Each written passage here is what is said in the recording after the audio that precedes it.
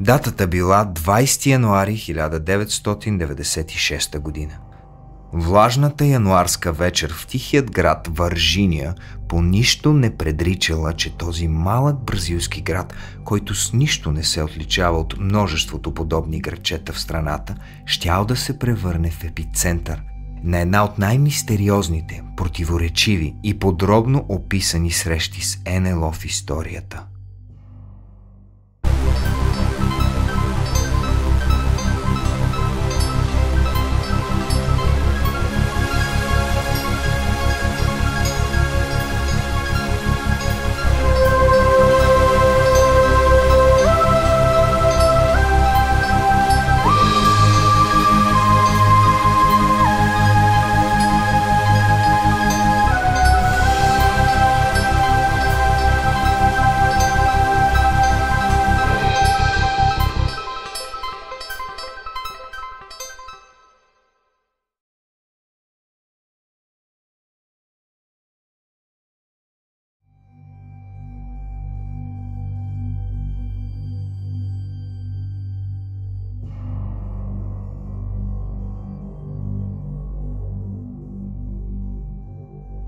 Вържиния е малък, но очарователен град, разположен в щата Минас Жерайс, в югоизточната част на Бразилия.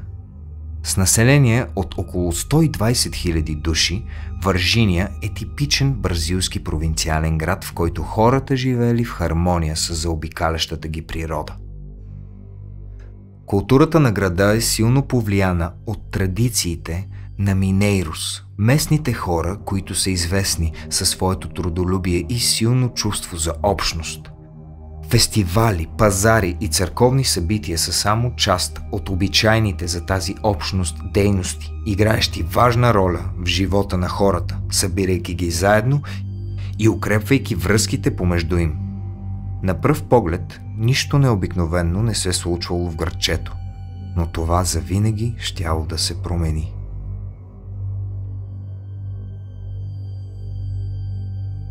В ранното утро на 13 януари 1996 година Карлос де Сауза, пилот от гражданската авиация, бил на път с автомобила си от Сао Пауло, за да се срещне с приятели, с които да летят заедно на ултралеки самолети, когато видял нещо много странно в нощното небе.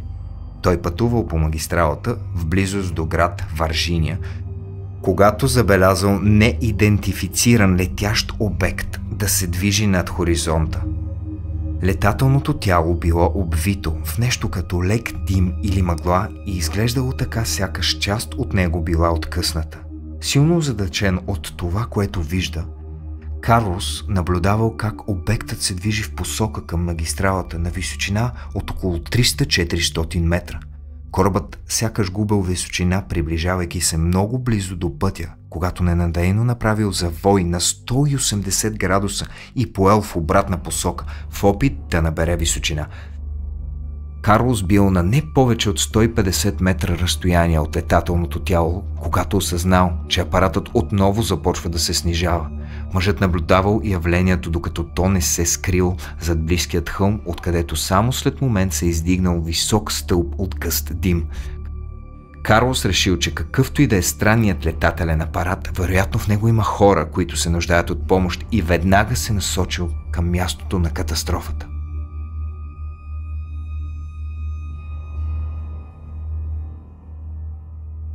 Той минал по малък черен път, близко до ферма за крави, докато накрая достигнал до мястото на катастрофата. Малко пасище, което се намирало на едва 200 метра от малка бяла къща. Когато Карлос излязъл от автомобила си, моментално бил поразен от изключително остра неприятна миризма. Въздухът бил наситен с силна воня на нещо, което по обяснението на мъжа наподобявало амоняк. Примесен с развалени яйца, миризмата била толкова непоносима, че очите му започнали да се пълнят със сълзи и се наложило да покрие лице с ризата си. Но освен силната, непоносима миризма, цялата сцена, която посрещнала Карлос на место происшествието, била много различна от това, което той очаквал да види. Върху пасището имал голям изгорял кръг от трева с диаметър от около 40 метра. който свидетелят счел за някакъв вид химическо изгаряне, причинено от летящият апарат. Самият кораб изглежда се бил ударил там, където е кръгът, и отскочил, разпръсквайки останки по цялата посока на движение. Обектът видимо бил по-голям от автобус, което навело Карлос на мисълта, че вероятно вътре има екипаж. Броени минути след пристигането си, Карлос забелязал, че надолу по пътя към место происшествието се приближавали и няколко военни камиона от разположената недалеч Висша военна академия за подофицери. Хората, които изскочили от камионите, започнали да му крещят непременно да се махне оттам. Те били въоръжени и дори насочили оръжията си към него в предупреждение, което напълно разсеяло първоначалното му съмнение, че трябва да напусне мястото непременно. Карлос де Салса дал интервю на местната телевизия в седмиците след инцидента, след което изчезнал за близо 26 години.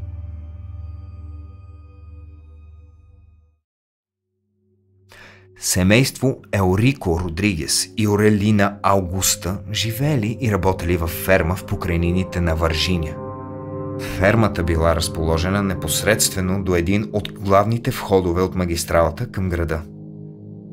По-рано през същата нощ, около 1:30 часа, Орелина, която била вътре в къщата, била събудена от суматоха, чуваща се навън. Изглежда, че животните във фермата били силно разтревожени от нещо. Кравите мучали силно и тичали в безпорядък в ранчото.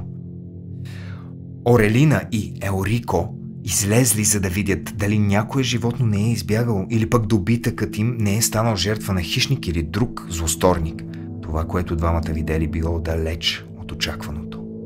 Пред очите им се разкрила гледката на летящ обект ниско в нощното небе. По думите на Еурико, корабът имал форма на подводница и бил с размерите на училищен автобус, а от него сякаш се отделял пушек. Двамата били в ступор, а кравите и овцете във фермата изглеждали напълно дезориентирани. Еурико и Орелина наблюдавали космическият кораб в продължение на около 5 минути, след което той се изгубил зад хълмовете на хоризонта. Въпреки че те уведомили властите за случващото се, никой никога не ги потърсил официално, за да дадат свидетелства, с изключение на медиите. Тези две наблюдения поставили началото на редица репортажи за наблюдения на НЛО над град Варжиния в дните около 20 януари. Има множество официално подадени сигнали от жителите на градчето, които твърдели, че са наблюдавали странни светлини в небето. Някои ги описвали като много ярки, движещи се в различни посоки. Има и такива, които били заснети с видеокамери и предавани като доказателство за наблюдението. Никое от тези съобщения не могло да се сравни с това, което предстояло да преживеят 3 млади момичета в следобедните часове на 20 януари. Събитие, което щяло да преобърне живота им завинаги. В следобеда на 20 януари 16-годишната Лилиана Силва и нейната 14-годишна сестра Валкирия се прибирали вкъщи заедно със своята малко по-голяма приятелка, 21-годишната Катя Хавиер, която работела като чистачка в съседен район. Трите момичета живеели в покрайнините на града и често се прибирали заедно в следобедните часове, защото така се чувствали по-защитени от опасностите, които крайните квартали на малкия провинциален град криели. По изключение в този ден решили да минат напряко през гориста местност, разделяща двата квартала, за да избегнат по-дългото заобикаляне по пътя към дома, тъй като по всичко изглеждало, че над града се задава буря. Преминавайки в близост до дълга, осеяна с графити стена, нещо необичайно привлякло вниманието на Лилиана. Там имало нещо приклекнало съвсем близо до стената. Нещо, което щяло да ги изплаши до смърт и което се намирало на едва 7 метра разстояние от тях. Това, което Лилиана първоначално сметнала за животно, много бързо разкрило своето чудовищно изражение. Създанието се обърнало към нея и тя ясно видяла, че това, което виждат очите й, не е нищо, което този свят познава. То било по-малко от човек, кафяво и много слабо, покрито с мазна кафява кожа. Имало голяма обла глава с 3 издатини, подобни на рога, и огромни, ярко светещи червени очи. Имало слаби ръце и крака, които изглеждали като направени от гума. Създанието миришело ужасяващо. То гледало към 3 момичета и в очите му се четял същият ужас, който и те изпитали от срещата с него. Той изглеждало така, сякаш страда от уморителната бразилска жега. Ужасена, Лилиана изпищяла, другите 2 момичета се обърнали и също го видели. Погледът на Валкирия се срещнала с този на създанието и тя веднага разбрала, че той е много уплашено. Това било нещо като размяна на страх. Сякаш и тя, и то виждали нещо напълно непознато. Лилиана, Валкирия и Катя замръзнали на място. Катя разказва, че очите на създанието били 3 пъти по-големи от нейните. То комуникирало с нея, молейки я за помощ. Не могли да видят устата му или някаква гримаса. То просто имало много тъжно изражение. Изглеждало много объркано и се свивало все по-близо до стената, опитвайки да се скрият очите им. Израснали в строги католически семейства, момичетата наистина повярвали, че това, което виждат, е истински демон.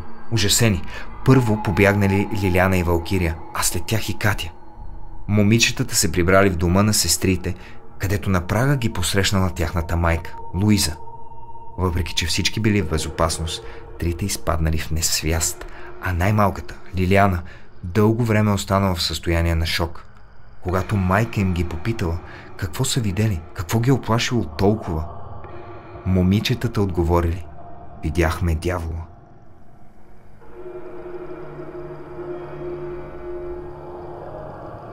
Малко по-късно момичетата се върнали на мястото на срещата заедно с своята майка, за да й покажат какво са видели, но съществото вече го нямало. Луиза обаче успяла да усети непоносимо острата миризма, която се носила там. Тя твърди, че не била в състояние да прогони миризмата от себе си в продължение на цели 3 седмици. На същото място майката успяла да види следа от стъпало с 3 дълги израстъка, която не прилича на оставена от някое познато животно. В следващите дни историята станала достояние на медиите във Вирджиния и предизвикала вълна от паника в града. Множество свидетелства за НЛО били докладвани в района. Необичайно било и засиленото военно присъствие, довело до блокади на цели райони в квартала, където съществото било забелязано. Слухове за подобни срещи плъзнали из града и засегнали не само 3 млади момичета. Говорило се, че това, което те са видяли, всъщност е забелязано и от други жители на Вирджиния. Някои от множеството свидетелства за среща с НЛО и с непознатите същества са на част от военния персонал, призован в зоната около инцидента в онези дни. Повечето от тях по обясними причини остават анонимни, но има и такива, чието имена са известни, а историите им потвърдени. На сутринта след инцидента с момичетата, след като получили различни обаждания от неколци на разтревожени жители, един от дежурните пожарни отряди на Вирджиния посетил мястото, на което свидетели докладвали, че виждат странно животно. Когато пристигнали на мястото, съществото избягало в гората, където според свидетели пожарникарите го последвали и успели да заловят с помощта на мрежа. Полицаите казали на свидетелите, че са заловили животното в гората, без да обясняват какво е то, но един от тях споделил, че когато го заловили, плачело като дете.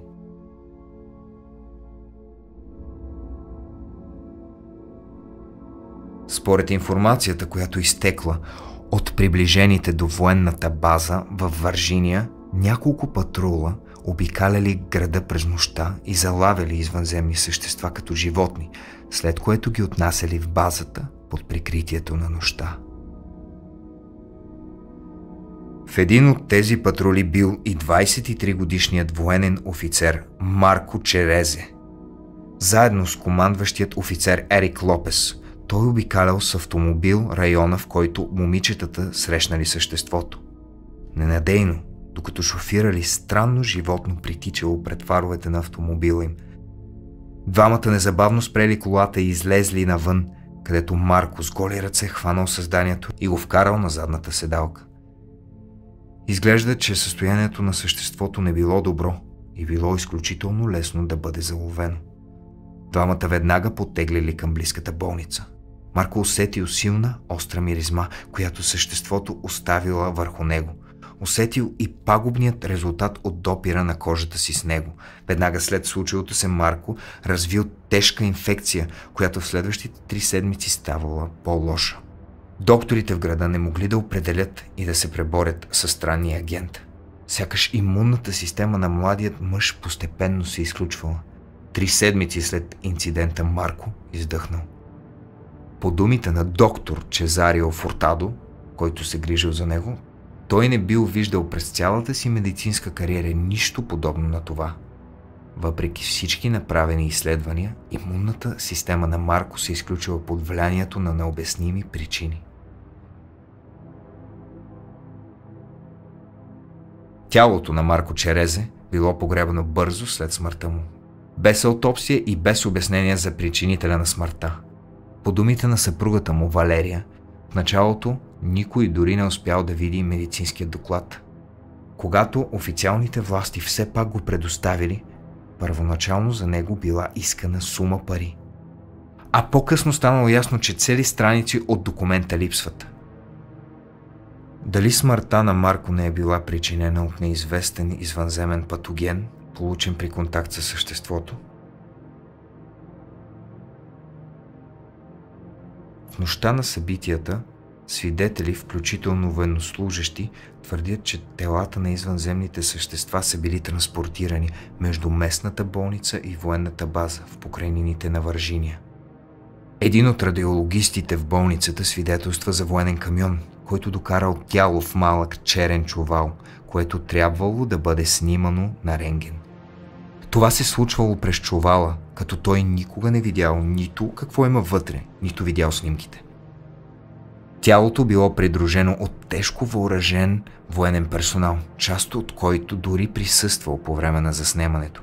Били направени снимки на главата, ръцете, торса и краката, след което тялото качено обратно в камиона и откарано. Острата, непоносима миризма, която се носила от чувала, останала дълго, след като военните си тръгнали. Цялото отделение на болницата трябвало да бъде временно затворено, заради непоносимата миризма, която се усещала в продължение на цели 20 дни, въпреки опитите за почистване и дезинфекция на помещението.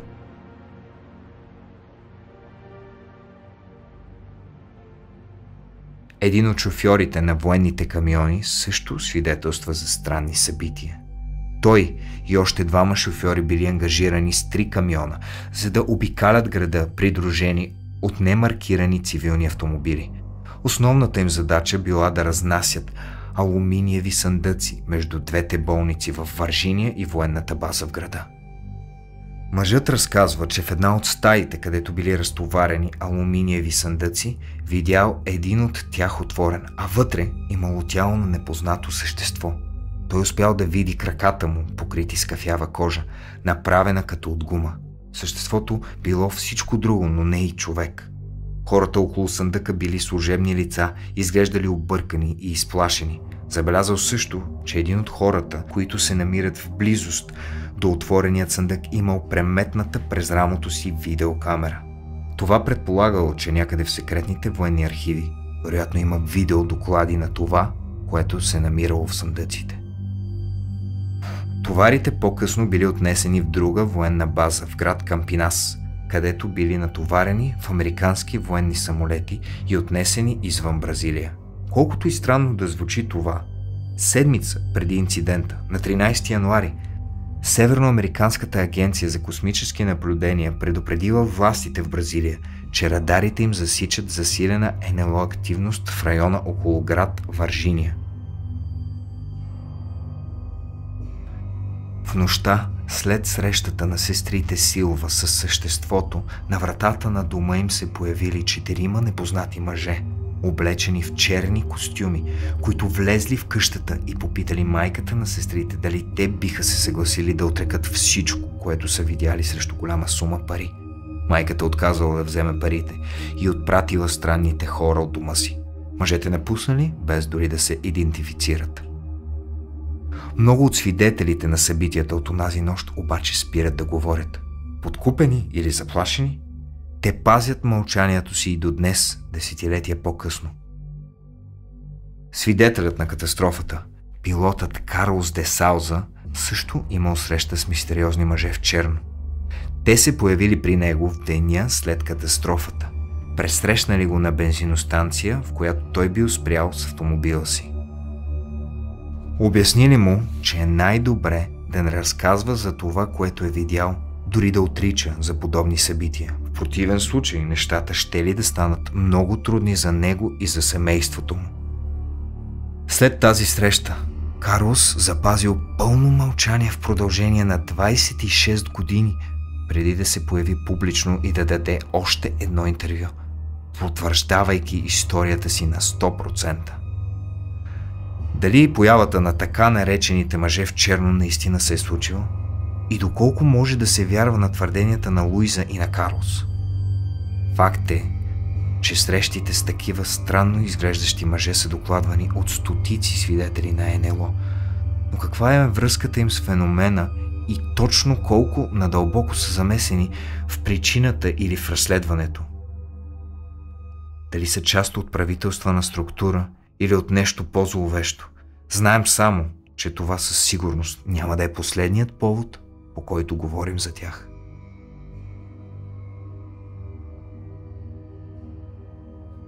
Под въздействието на засилващият се обществен и медиен натиск, военните били принудени да направят изявление и да дадат официален доклад. В него те отрекли каквото и да е съществуване на документи и събития, свързани с НЛО. Според официалното обяснение, целият смут на жителите в града се дължал на масова истерия, а не на необичайни събития. Обяснението, което те дали за срещата на трите момичета, било, че те са се заблудили, като са видели бездомник, който ги е изплашил. Дори бил посочен конкретен човек. Мъж на име Можиньо, който бил с ментално увреждане и живеел в района, където момичетата твърдели, че са видели създанието. Интересен факт обаче е, че момичетата също твърдели, че познават въпросният човек и дори понякога му давали цигари. Нямало начин той да е бил нещото, което са видели. Десетилетия по-късно, вече пораснали жени, сестрите Силва и приятелката им Катя, запазват разказа си непроменен и до най-малката подробност. Това прави събитията още по-достоверни от перспективата на времето. Тяхната среща с странното създание допринася значително за мита около инцидента във Вирджиния, но и генерално за НЛО феномените в Бразилия. Събитията от 20 януари се превръщат в тема на множество обсъждания, документални филми, статии, книги и продължават да будят интереса на изследователите и на тези, които са привлечени от разказите за извънземен живот. Тази среща остава един от най-добре документираните случаи на предполагаем контакт с извънземни в бразилската история и оставя траен отпечатък върху всички пряко засегнати, както и върху техните семейства. Въпреки официалните опровержения, историята за инцидента във Вирджиния отказва да избледнее. Независимо дали във Вирджиния наистина се разиграва сцена на паранормална активност или случилото се е просто драматично стечение на обстоятелства от земен характер, градът остава свързан с всичко това години по-късно. Категоричните доказателства остават неуловими и оставят събитията обвити в мистерия. Въпреки че е възможно част от свидетелствата да са изфабрикувани, със сигурност би било невероятно всички те да са лъжа. Това, което се случва във Вирджиния, остава обгърнато в мистика и страх. Небето сякаш отваря портал в онази нощ, спускайки непосилни за човешкото съзнание кошмари. Светлини в небето, странни същества по улиците на крайния квартал и настъпилият хаос остават след себе си объркани и оплашени свидетели. Жителите на Вирджиния ще продължат да се събуждат с мисълта за онези злокобни дни. Таинствената и зловеща сянка, която е хвърлена над града, вероятно никога няма да изчезне напълно. Може би и ключът към неоспоримите доказателства за достоверността на случилото се или категоричното отхвърляне на истинността на събитията от онази нощ е скрит някъде в бъдещето и чака деня, в който ще бъде осветен. Може и никога да не разберем истината за случилото се, но историята на Вържиния ще продължи да се предава от поколение на поколение, запалвайки искрата на страха и въображението в сърцата на всички, които се осмелят да я чуят.